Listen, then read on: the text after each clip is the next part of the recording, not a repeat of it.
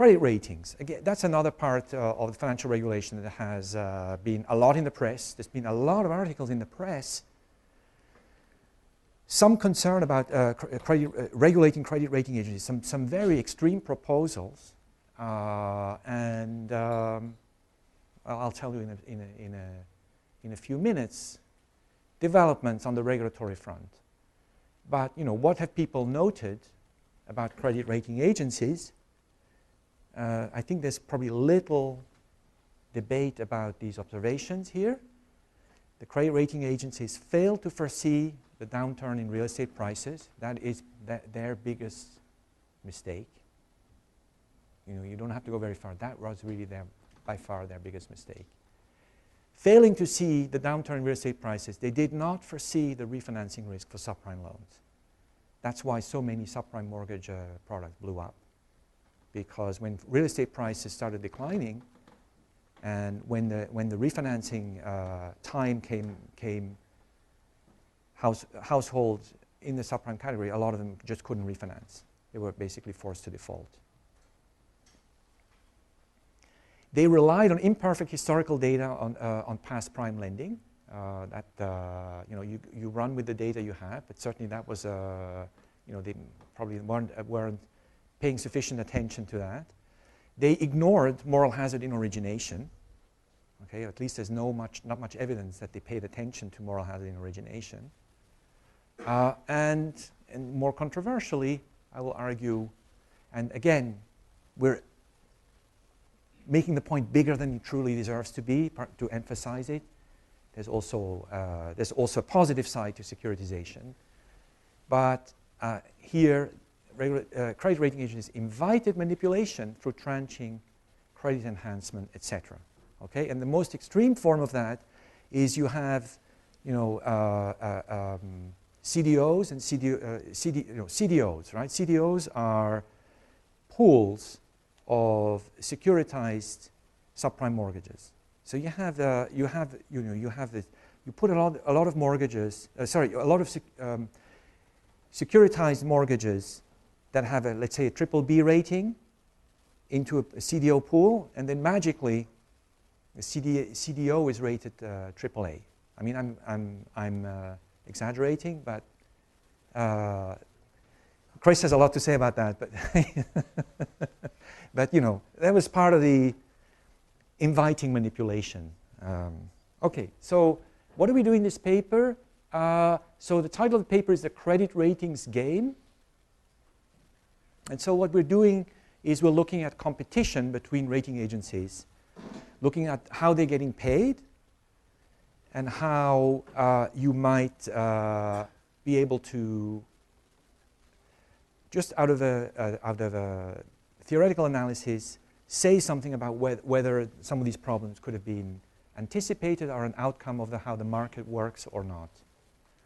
Okay, and so in this paper, well, we're really emphasizing three conflicts that the credit rating agencies were facing. Let me read them to you. The first one is a credit rating agency conflict of interest, possibly leading to rating inflation. That's the thing that's often emphasized. So basically, credit rating agencies, they get paid by the issuer. And if the issuer doesn't like the rating, the issuer doesn't have to buy the rating. That creates an obvious conflict of interest. It's as if we were paid by our students to give them grades, and the students could choose not to buy our grades, right? And we were paid, that would be our salary, right? That would be a problem. I mean, you could see where that would go. Anyway, so let me not push the analogy too far. That's one point. Issuer shopping. Okay, that's another point. That's another problem. Issuer shopping is you want to issue a product. You go to S&P. You ask them for a rating. You don't like the rating. You go to Moody's. They give you a better rating. You buy the better rating. Okay. Now, rating agencies are very, very aware of this problem. They're aware that their market share gets eroded if they start tightening, unilaterally tightening their rating standards. And those two things I think are fairly obvious. What I want to, however, put the most emphasis on is the third point, where you might say that's the most trivial point, the most obvious point, but it's the most critical point for our analysis. And that is, there is a clientele out there, not everybody, but a substantial fraction of investors that are trusting, i.e., they just go and buy the rating. They don't ask, was this done well, was it inflated, or anything like that. They just buy the rating. So either they buy the rating because they're naive, or because of institutional constraints, that they're only allowed to buy certain products if it gets AAA rating, and as long as it gets a AAA rating, no questions asked, we'll buy the product. Okay, so there may be agency problems behind this trusting investor clientele. But the fact is, well, you put these three things together and you create a problem. And in particular, you create a problem because of the trusting investor clientele. So if you had purely rational investors, if everybody was really rational, understood how this game works, understood the conflicts, wouldn't be much of a problem. So it would be an inefficient industry. You wouldn't be able to assign much information to the rating. But a lot of the problems that we've seen just wouldn't be there. So they're there because of the existence of this trusting clientele. And so what do we find? Point number one, the biggest point of the paper. We like this a lot because it runs so counter everything that we believe in. Right? Point number one, competition among credit rating agencies reduces market efficiency. So our model delivers the result that if you had a monopoly rating agency, you'd be better off than having a duopoly. You're better off with a duopoly than having 3 firms competing. Competition is just a bad thing here. The point is that competition is also bad if you have purely rational investors. And the reason is that you have rating agency shopping. Competition gives you choice to pick the rating you like. Okay? That's a big distortion that you're going to get out of this market. There are incentives there because the model has a proportion of trusting investors and a proportion of rational investors. So to the extent that your market share is mostly rational investors, and you're trying to sell issues to them, they're the marginal investor. So they're the ones who actually will try and read into the informational value of the rating. Well, the more accurate the rating, the more valuable it is, and the higher price you can charge. So let's say in a monopoly rater, right? Like multi-period models? Well, we're this, multi-period is not that essential. But the point is that, you as a rater, your incentives are you would like to sell information essentially, right? Now, to the extent that your information is more accurate, is known to be more accurate, people are willing to pay more for it. So there is an incentive there. Now the incentive, I think your intuition is correct. Your incentive is gone. How does the consumer know that it's more accurate? Well, these are rational investors. They understand what your compensation is, what your incentives are, what your cost structure is. So in equilibrium, they can figure out whether you will be producing more accurate signals or not. So the incentive is there, but no. Once the marginal investor is a trusting investor, the incentive is gone. You're just telling them everything's AAA, so you don't have to do any research, right? I mean, the research. I mean, there's one caveat. You will be actually. Let me jump one slide ahead to explain that. So the elements of the model. In the model, rating agencies have reputation concerns that partially discipline them. Okay, so to the extent that you worry about reputation, you have an incentive to find out how accurate the signal is. Okay, but once you've decided, well, I'm going to sell to the trusting investors, what's the point of having a good signal or a bad signal? But let me come back. So this is one conclusion. Competition among credit rating agencies reduces market efficiency. because it creates stronger incentives to inflate ratings, and it gives issuers huge advantage in shopping. Okay, so those are two really bad things. So let's put this into light with where regulation is today and what has been debated. Well, so far nothing's been done about that. So far the thinking is still we need to introduce more competition. That there's a duopoly, Standard & Poor's and Moody's, and we need to, and Fitch, actually the three firms, we need to have more entry here. This is not a competitive industry. That's a bad thing. A lot of discussion been about that. Well, if you take this analysis on board, that would not necessarily be a good thing.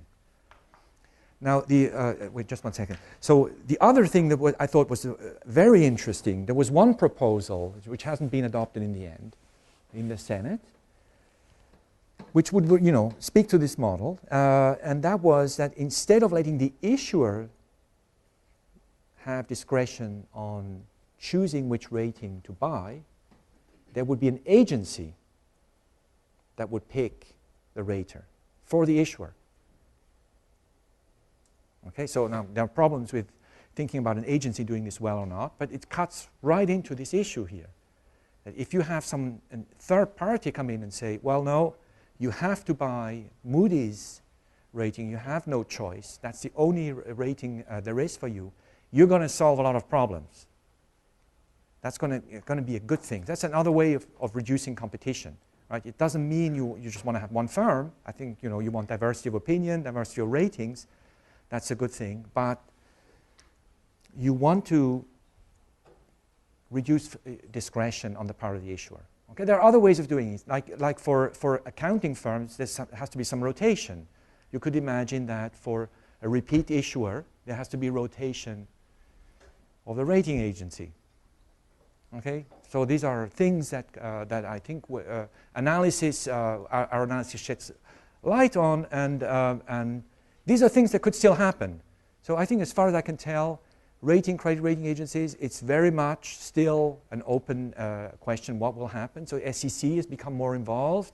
There have been some changes in terms of liability for rating agencies in the Dodd-Frank bill. That has to be sorted out. So on our analysis, a lot of what's been done isn't necessarily the right direction. And we're emphasizing other stuff. We're emphasizing, based on our analysis, that it makes more sense to do the following three things. First, mandate upfront payments for rating services. That's like, that should be obvious. That's like how we are paid. Second, mandatory disclosure of any rating produced by CRAs. That cuts into the shopping issue. Third, oversight of ratings methodology to mitigate rating inflation and promote efficiency. So we're more, at that level. And there's a lot of stuff that we're not recommending where it seems like certainly the SEC is going. So one of the things, the SEC wants to reduce reliance of investors on ratings. So that's been hotly debated. So to say that you shouldn't you shouldn't require ratings for certain institutional investors for them to be able to buy the product, the security. Now, our thinking on that is that, in fact, rating agencies are fulfilling, if it's done right, it's an enormously efficient service. Because let's say we were in a world with no rating agencies at all. So we would have all these bonds that are issued, millions of bond issues. We would have to find out how risky they are on our own. It's really incredibly expensive. It would be enormous duplication of due diligence and so on. So it makes a lot of sense to concentrate that in sort of expert agencies. But then, of course, you have to get the